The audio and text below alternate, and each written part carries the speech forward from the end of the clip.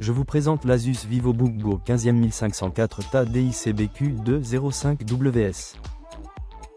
Ici, on est sur un PC portable clairement pensé pour les usages les plus simples. Bureautique, web, mail, visio et un peu de vidéo. À 449 € au lancement, il attire forcément l'attention. Mais est-ce une vraie bonne affaire, ou un modèle qui coupe un peu trop dans l'équipement? Voyons ça. Écran. On passe maintenant à l'écran. Ce modèle dispose d'une dalle IPS de 15,6 pouces en 1920 par 1080, donc au format 16/9e avec traitement anti-reflet. Pour ce niveau de prix, le simple fait d'avoir de l'IPS plutôt qu'une dalle TN est déjà une bonne nouvelle pour le confort visuel. En revanche, avec 250 nits et 65% sRGB, on reste sur un affichage fait pour le quotidien, pas pour des travaux d'image exigeants. Processeur. À présent, examinons le microprocesseur. L'Intel N150 est une puce Twin Lake très modeste, 4 cœurs, 4 threads, une fréquence turbo jusqu'à 3,6 GHz, une consommation de base de 6 watts, et une partie graphique Intel Graphics à 24 unités d'exécution. Côté intelligence artificielle, Intel mentionne bien un IA 3.0, mais on n'est absolument pas sur un vrai NPU moderne de PC Copilot+. En clair, cette configuration est adaptée aux tâches légères, mais pas aux multitâches lourdes ni aux logiciels un peu gourmands.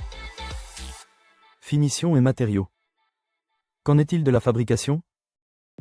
Le VivoBook Go 15 reste fidèle à sa philosophie. Un châssis plastique, léger pour son format, avec une approche simple et économique. Les retours presse sont assez parlants.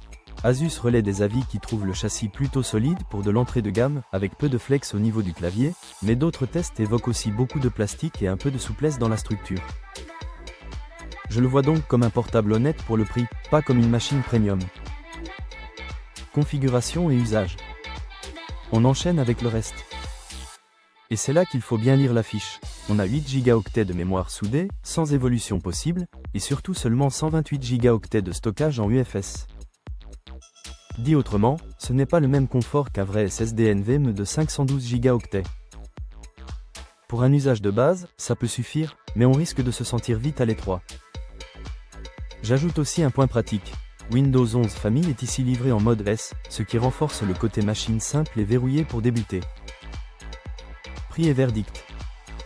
Terminons par le prix.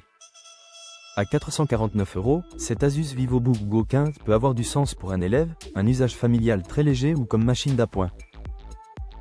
Mais il faut être lucide, l'Intel N150, les 8 Go non extensibles et les 128 Go en UFS placent ce modèle tout en bas de l'échelle en performance et en confort de stockage.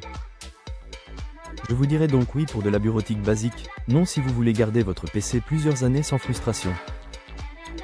Pour comparer les sites marchands et voir son prix actuel, le lien en description renvoie vers Comparer Malin.